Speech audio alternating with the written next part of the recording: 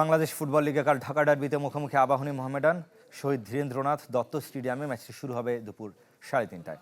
সাদা কালোদের কোচ আলফাজ আহমেদের আশা, চাপমুক্ত থেকে খেলবে ফুটবলাররা। আর শিরোপার রেসে টিকে থাকতে প্রত্যেক ম্যাচই ডু অর ডাই আকাশী নীলদের জন্য।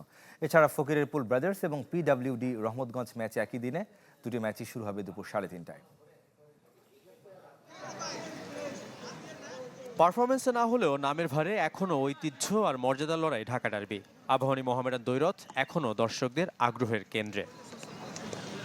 পয়েন্ট টেবিলে আবাহনীর অবস্থান 3-এ, তবে মোহামেডান ছিটকে গেছে শিরোপা রেস থেকে।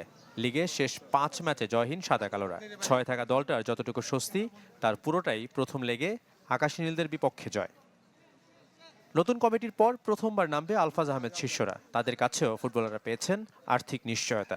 মোহামেডান আবাহনী খেলা সবসময়ই একটা প্রেশারের ম্যাচ, এটা নতুন করে কিছু নয়, তো এই প্রেশার থেকে বের হতে হবে। আগামী খেলাটা আসলে আমরা ঐতিহ্য লড়াই করতেছি, আর নতুন কমিটি আসছে, আসলে এরকম চাপ নাই।